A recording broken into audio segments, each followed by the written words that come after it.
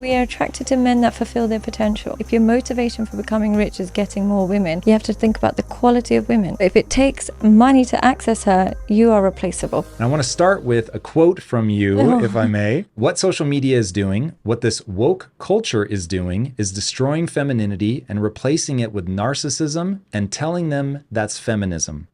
Now, you've also said that modern dating is just training for divorce.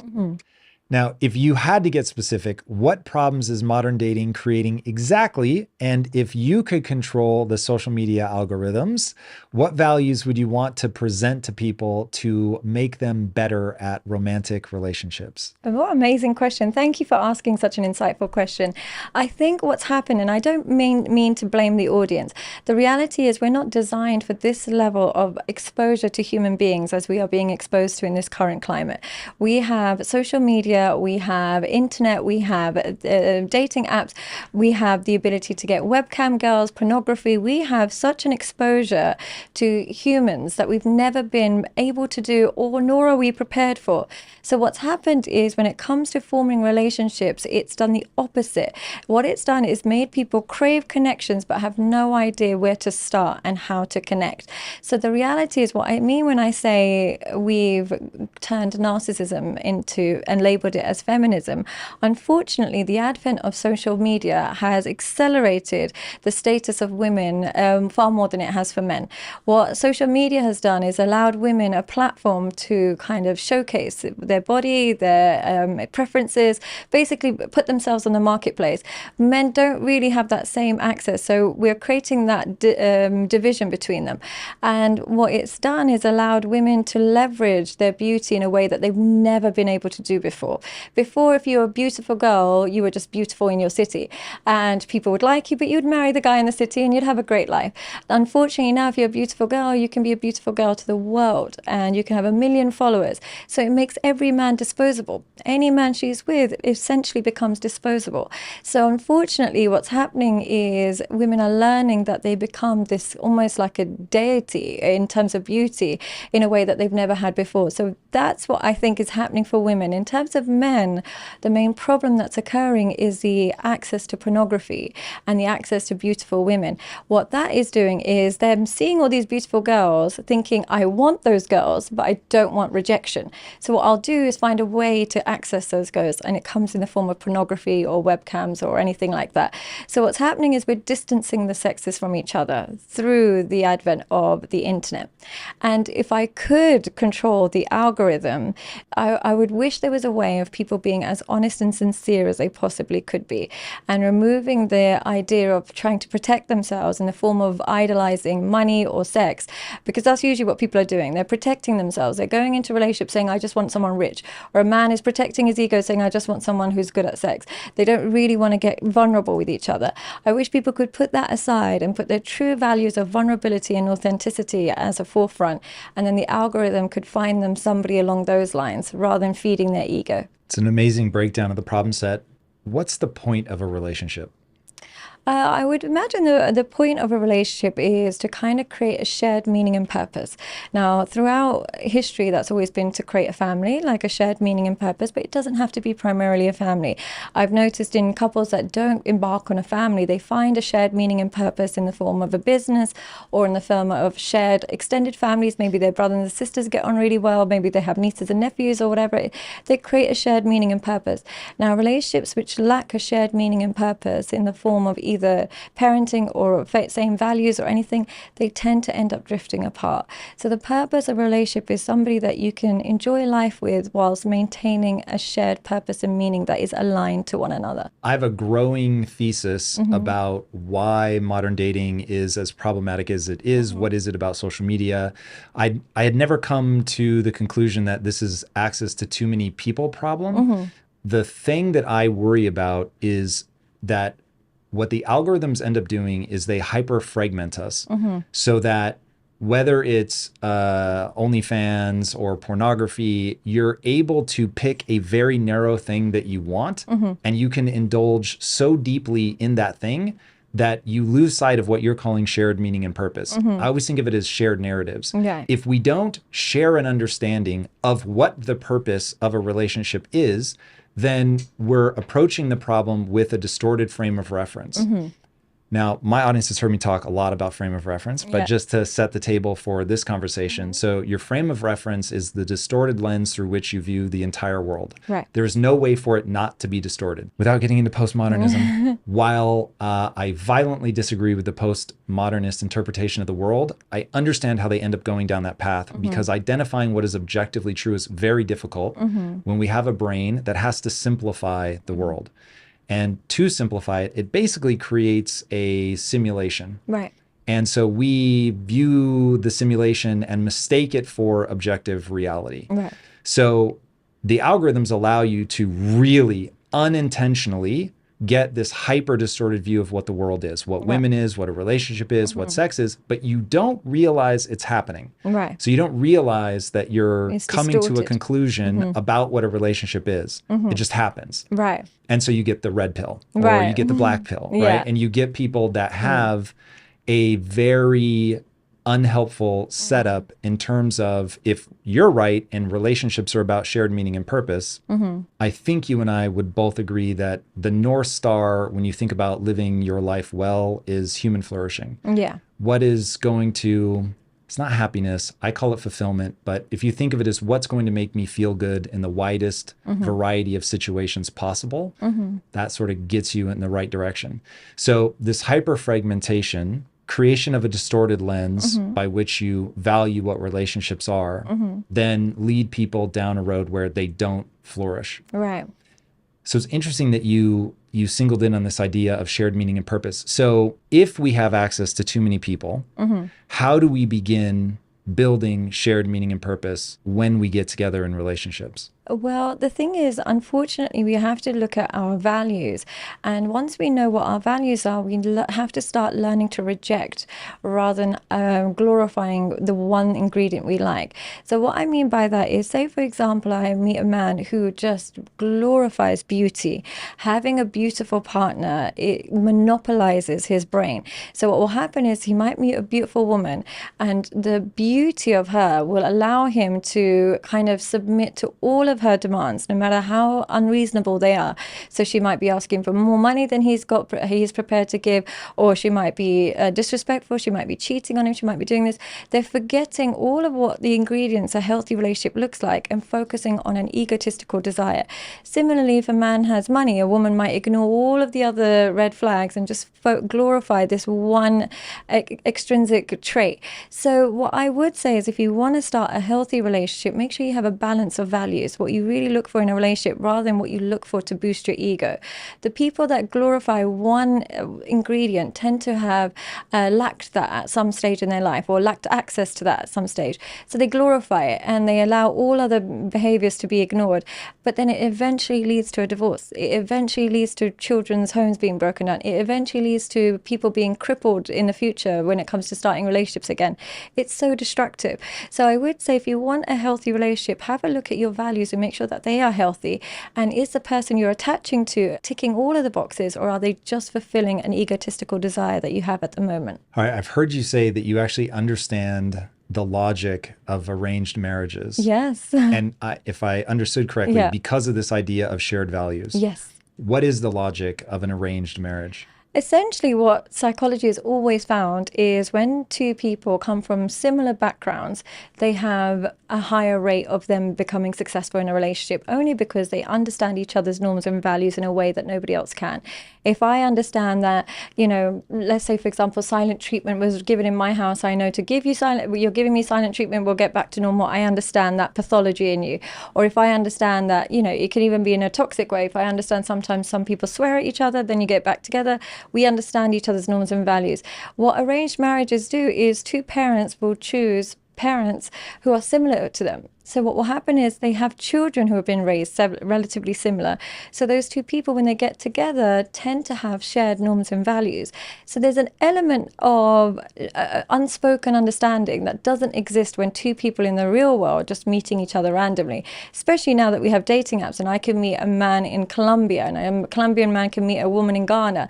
It's so different. So we're only going to end up attaching on egotistical desires, either because we like the way each other's looks, or we might get on with the same music, or might have the same taste in movies, but our actual upbringings are very difficult and different, and norms and values are very different. So that's why I think I can understand the logic behind arranged marriages more now than ever before.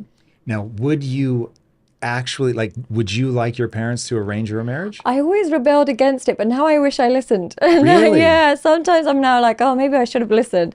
Only because there was an element of you just assume you're losing your autonomy. But what you're actually doing is you're trusting the process a little bit more. So I think I could have probably made it work more when I was younger. But at the time, because I felt so controlled in other areas of my life, this is the one area where they gave me some leeway. So I was like, you're not controlling that part. But had they been more lenient in other areas, I probably would have allowed them more insight into the partner I choose. That's interesting. Are you married? No. So it's not too late. It's not too late, but I'm committed.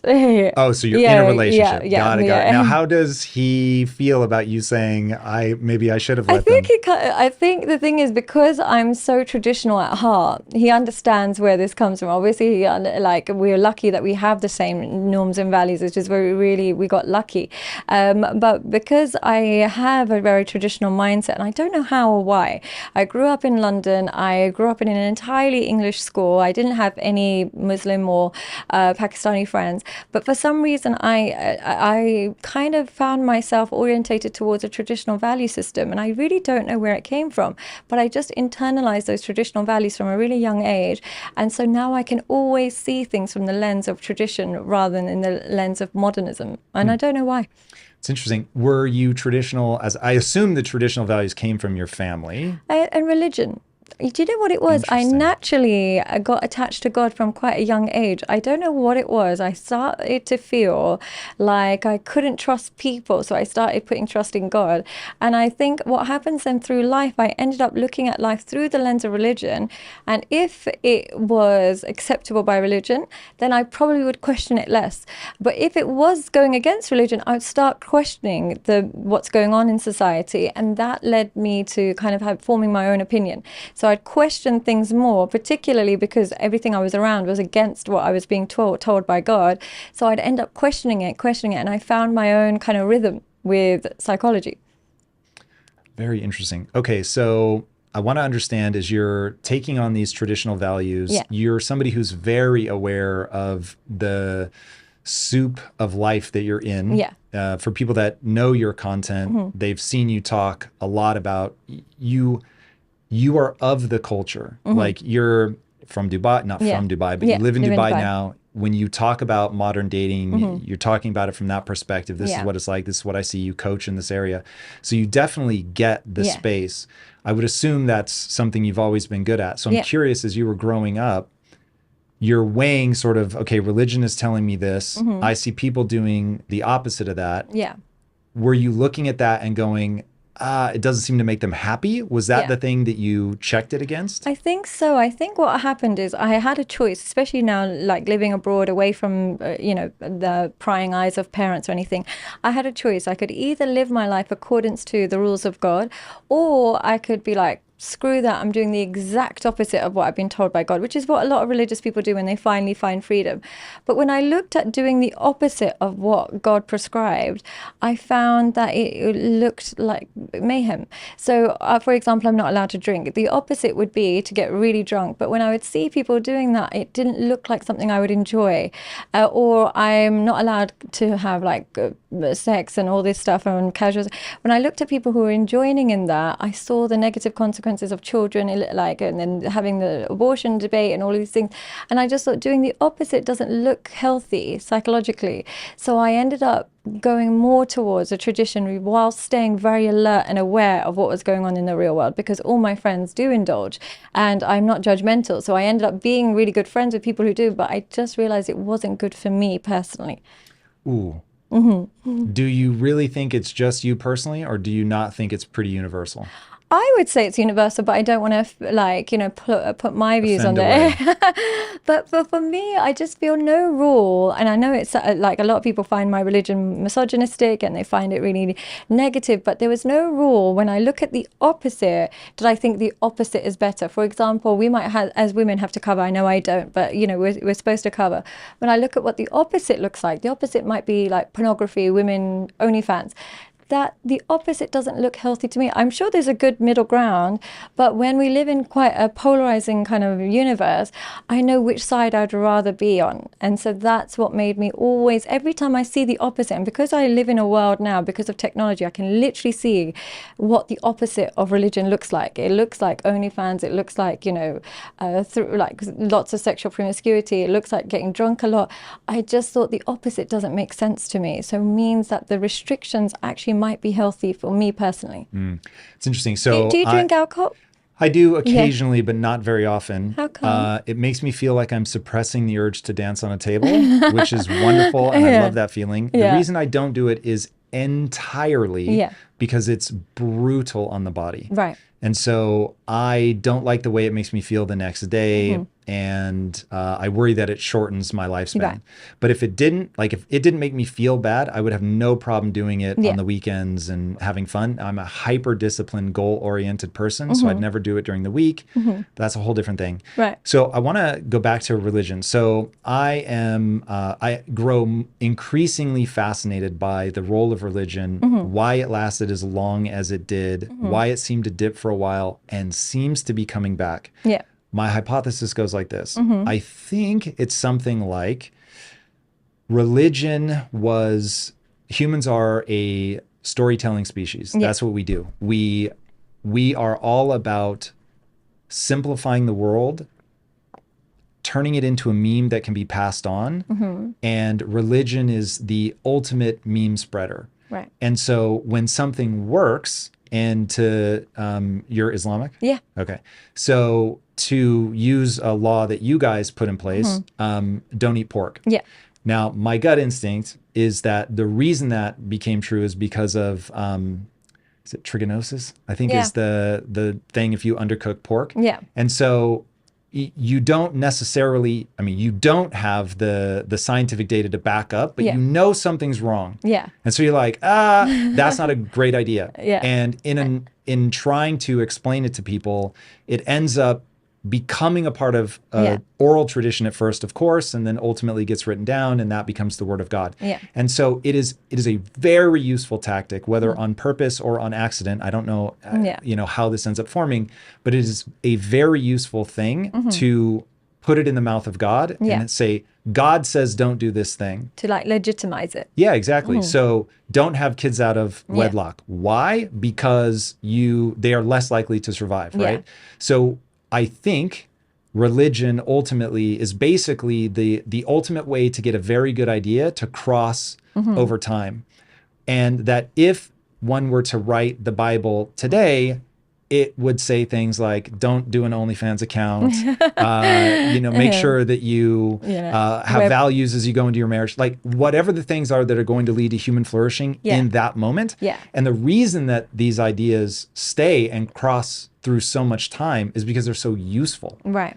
And that's where this gets really intriguing to me for people now. So going back to shared narratives. Yeah. Religion gave people shared narratives. Yes. They made it easier to make the right choices because you didn't have to reinvent the wheel. Yeah. So it's all prescribed for you. Exactly. Yeah. I think a lot about culture stacks, meaning I don't have to rediscover electricity. I'm born into a world that has electricity. I don't have to rediscover the printing press or the wheel.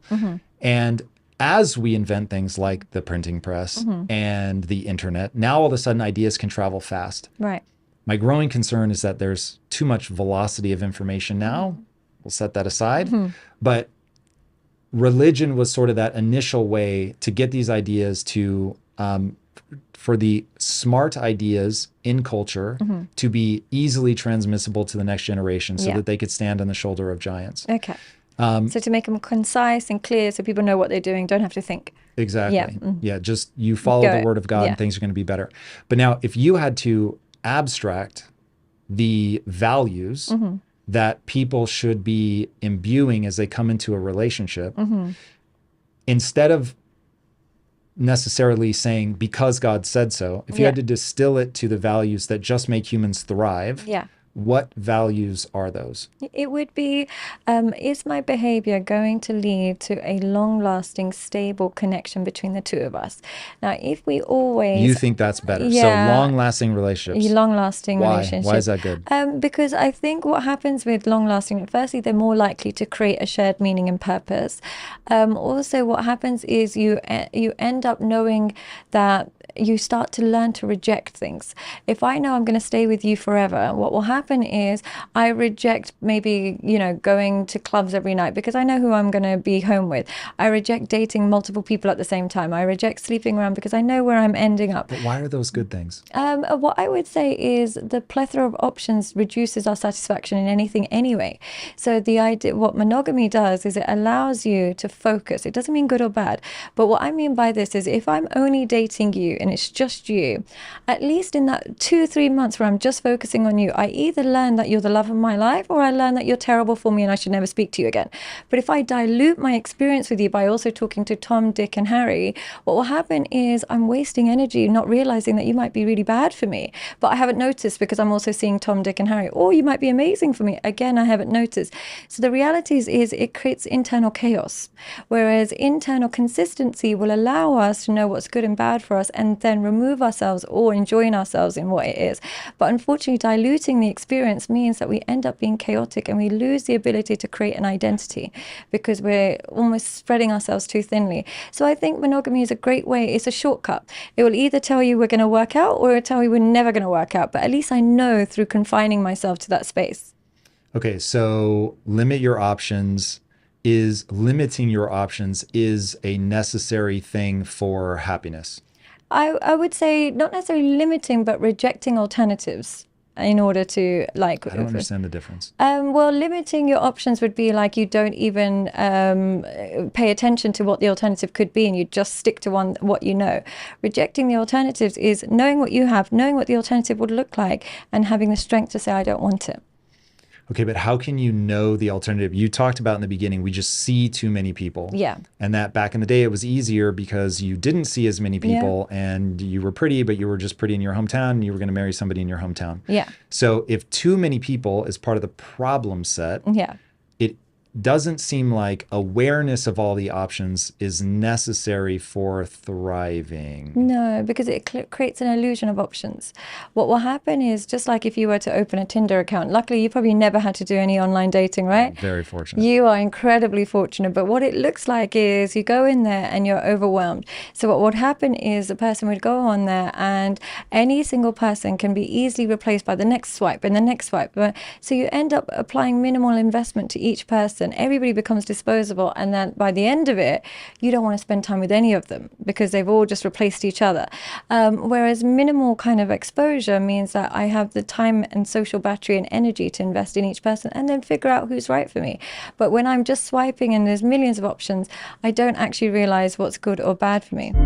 You can reboot your life, your health, even your career, anything you want. All you need is discipline. I can teach you the tactics that I learned while growing a billion-dollar business that will allow you to see your goals through. Whether you want better health, stronger relationships, a more successful career, any of that is possible with the mindset and business programs in Impact Theory University. Join the thousands of students who have already accomplished amazing things.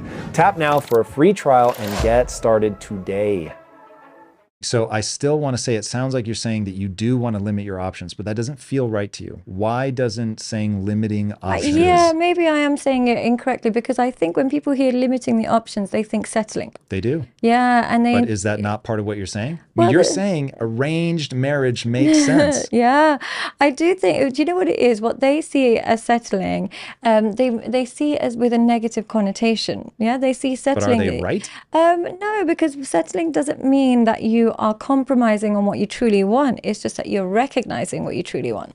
So settling implies that you're not happy with what you've got. What I'm suggesting is you're so happy with what you got that you reject the alternatives. And you'll only become so happy with what you got through being able to reject the alternatives. Interesting. So one, I think arranged marriages are a terrible idea, but Yeah. I don't know that this is true, but I've heard something about divorce rates being lower in Yeah, arranged they're the marriages. lowest. Yeah, they're the lowest. All right, that's true? Yeah, that's true. Yeah. Okay, this is one of those times, Axel, pull that shit up. I want to know if that's really true. If divorce rates in arranged marriages really are lower, Yeah, then they should be. there is something. Okay, the divorce rate for arranged marriages is estimated at 4%, while the divorce rate where people choose their partners is estimated to be close to 40%. Okay, I don't know that I believe this. Yeah, have a look I'm at gonna the need- divorce rates in somewhere like India or somewhere where like the arranged marriages are prominent. But I promise you it's lower. But that could also, I want to preface that could also be because there's a stigma associated to divorce in cultures which practice arranged marriages. Yes. So it could be mitigated by that. But on the whole, I would like to think that from what I remember, arranged marriages have the lowest levels of divorce. Because people who engage in arranged marriages don't do it with the purpose of assuming that love is the glue that keeps you together forever.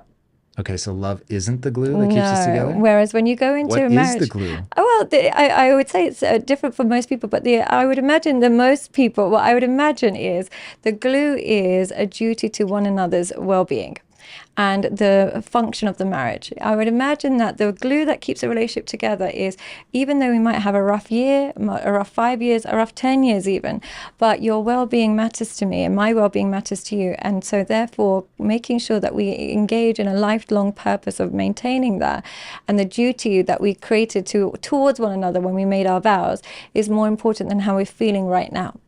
It's a bit like if you signed a 10-year contract with a basketball team. If you're a basketball player, you might hate it some months, you might love it some seasons, whatever it is, but you're committed to the purpose and the duty that the contract suggested. This is very interesting. Okay, so a duty to one another's well-being. Why do you disagree with arranged marriage? Sorry to interrupt you, but Not why? at all. Yeah, I love that you yeah. interrupted. Why do you disagree with arranged marriages?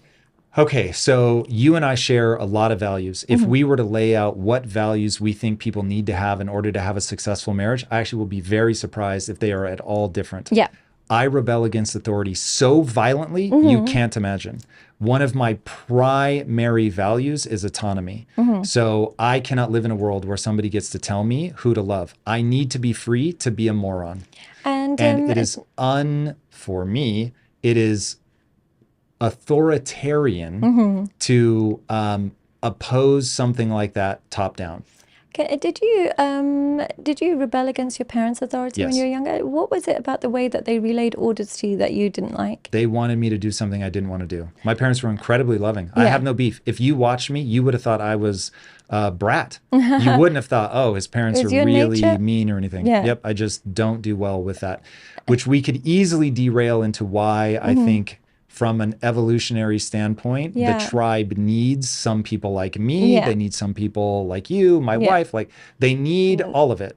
I just had a conversation yesterday with Yeah. Gad Sad, and he was saying, oh, maybe I shouldn't be this way. And I was like, actually, I think it's good that the tribe has your style of communication, which can Yeah. be very aggressive, very satirical, but it's good that we have that perspective.